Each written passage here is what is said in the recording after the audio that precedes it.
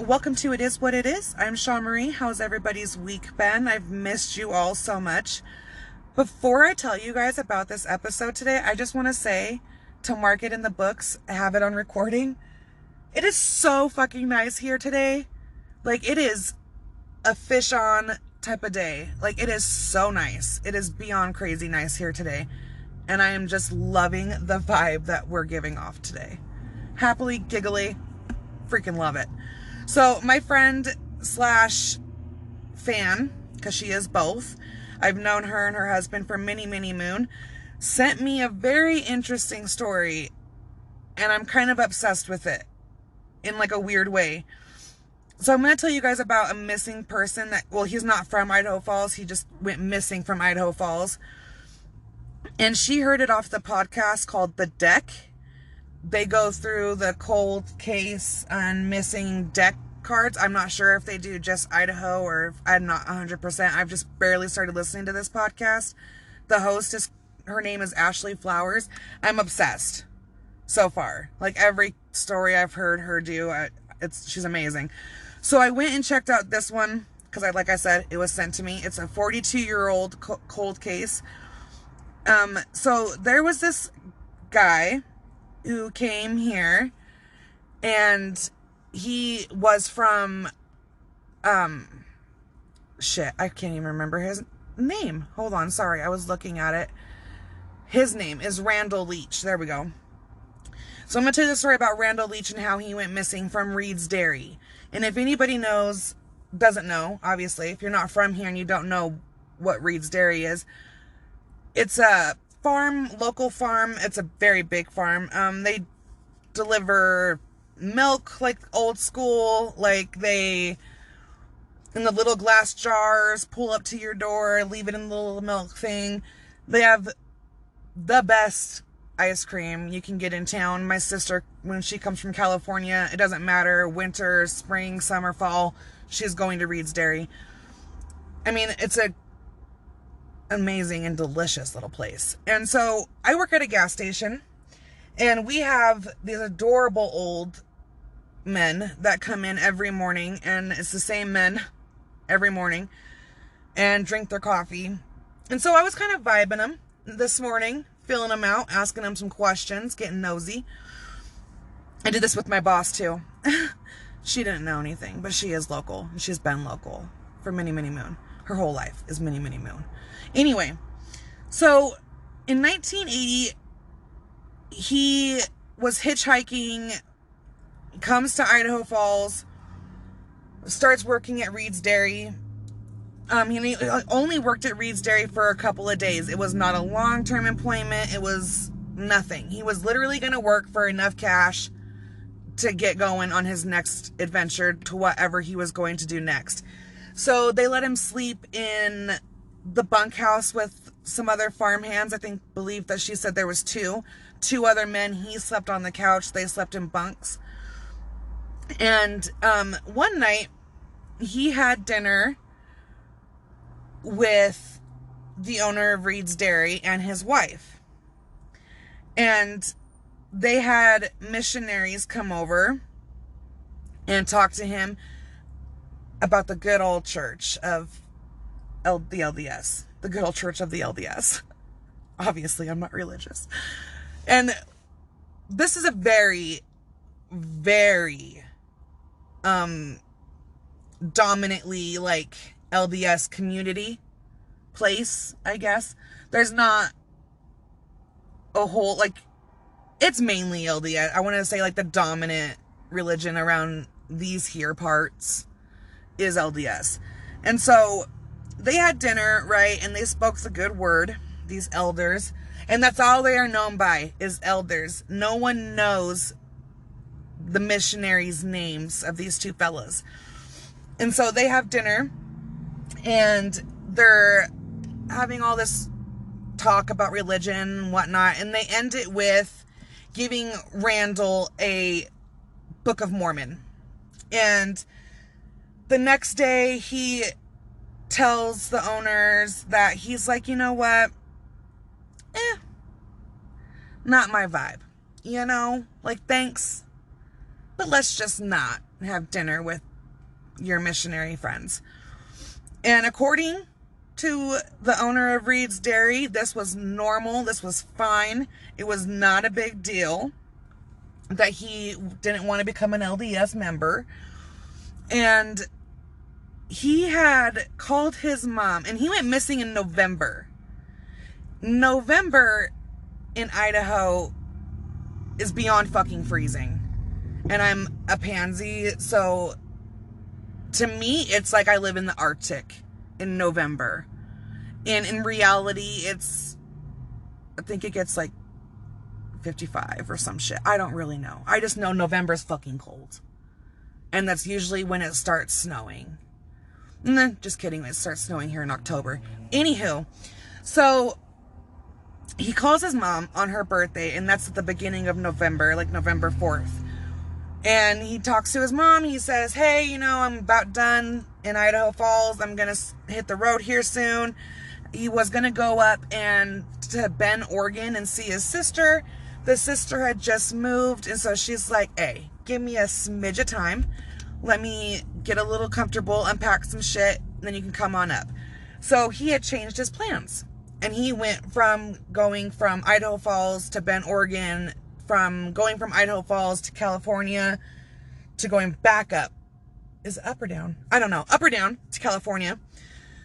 And he was going to work at a tofu farm, not plant, along the way at some point in time. And he told his parents, he's like, hey, don't freak out if it's been a minute since I've called you and since you talked to me, because I am not going to have a way to get a hold of you. This is 1980. So for all the young people listening, back then we had a very hard time communicating with each other unless you had a landline or access to a landline. And he would charge all of his calls collect. So you have to pay for the call. And so his parents were able to track him because of the collect calls, because you do have to pay in the whole spill. His parents, these devoted ass parents, dude, they looked for this kid forever. They made trips up here to look for him. So the day he goes missing, I guess he asks the wife from Reed's Dairy's wife, we're just going to call it Reed's Dairy's wife, to wash his pants. And she was like, yeah, sure, not a problem. Keep in mind, he's hitchhiking. Okay? He didn't even grab his wallet before he left home. His dad had to mail him the wallet because Reed's Dairy wanted his ID card for employment. And he went missing so fast that he was gone by the time his wallet made it there. They were like, oh yeah, return to sender, not here. So I mean, that's how much stuff he did not have with him. So keep that in mind. So I guess he tells Mr. Reed's Dairy, ain't about your Mormon friends. Great dinner. Not about it.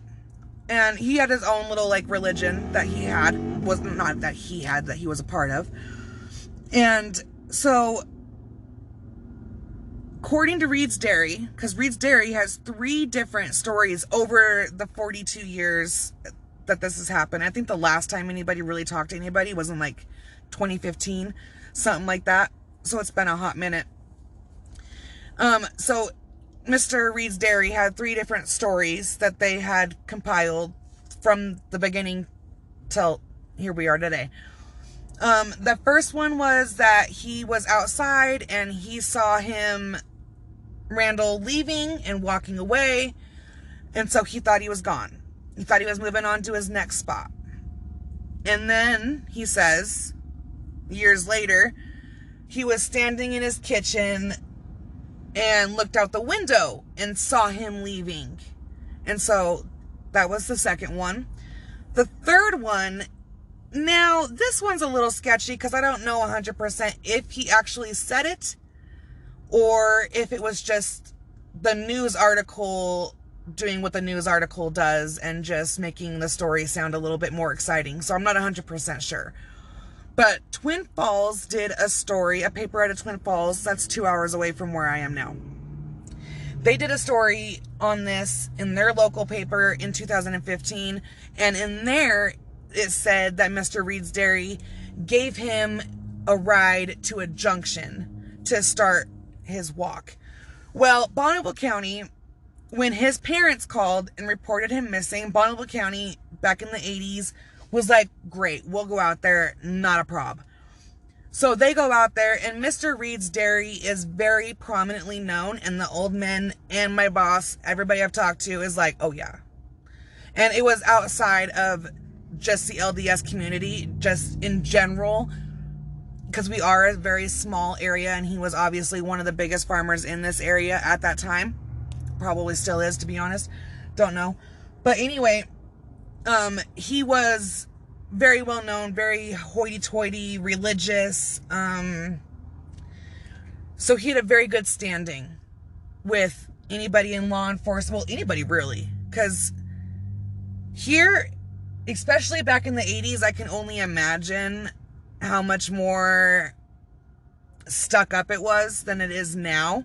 Because even now, if you're not Mormon and you're not fancy and like, you don't, if you look like a dirtbag, you get treated like a dirtbag here. It doesn't matter. You could just be in your Sunday comfy clothes and people in this town will scowl at you and look at you and be like, ugh, can you believe it?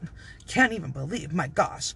So, I mean, it's a very LDS stuck up vibe, which is weird because where Reed's Dairy is, it's, I don't really know how to describe it to people who aren't from here, but like, it's not in like the center of our, it's on the outskirts of our town.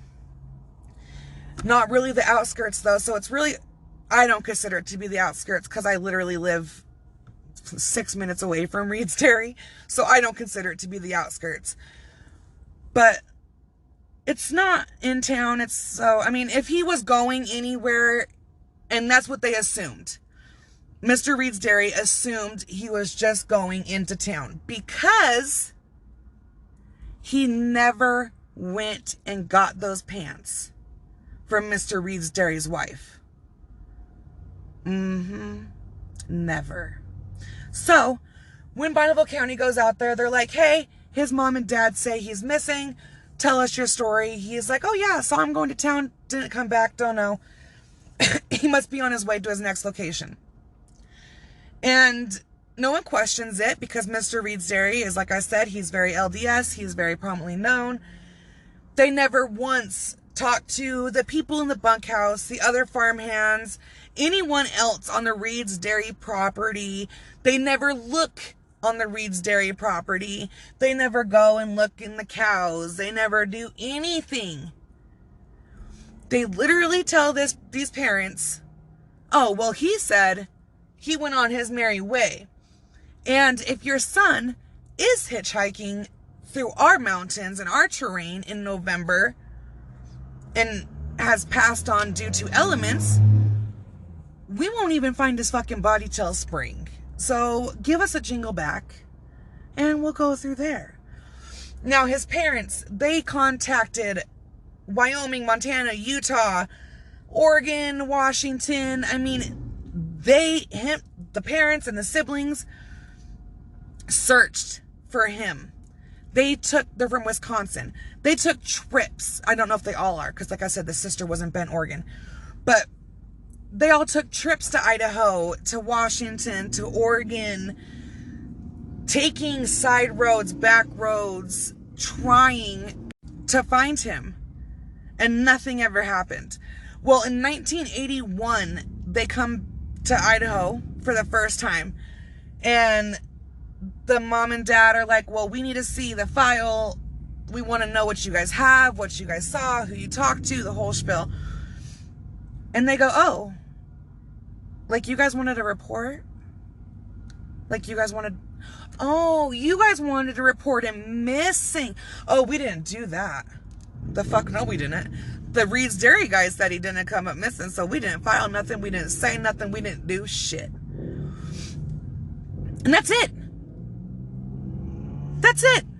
Dude's never been seen of again. Never heard of again. His mother's birthday came and went, he never called again. I I'm not saying that there's a body out at Reed's Dairy, but I'm saying there's a body out at Reed's Dairy. You know?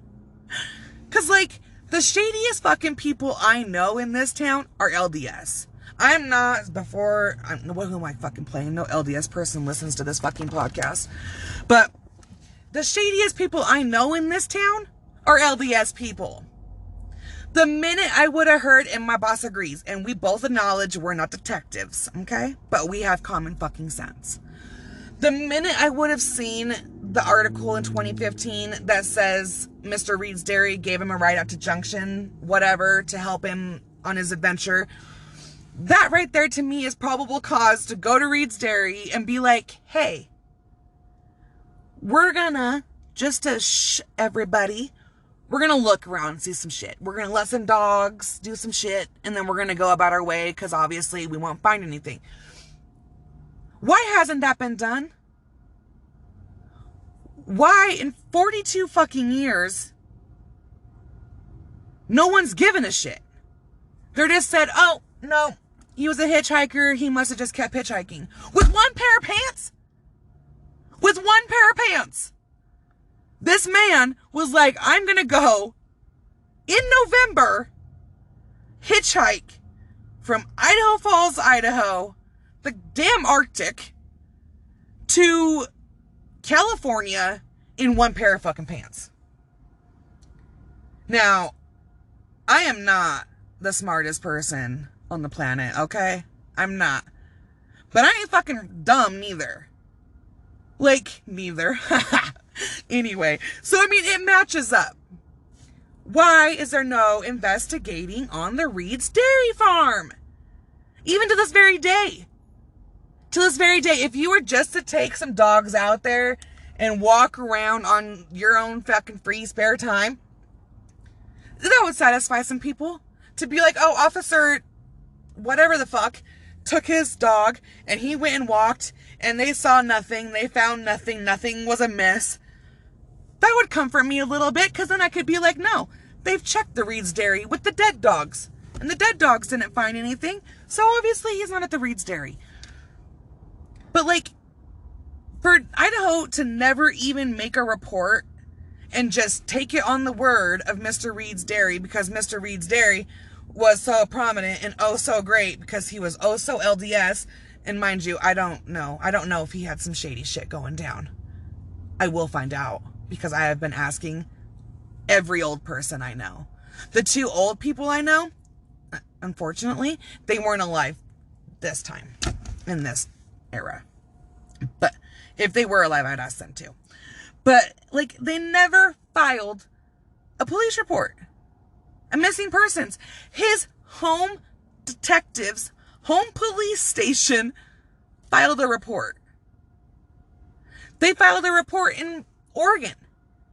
There was a report filed in fucking California.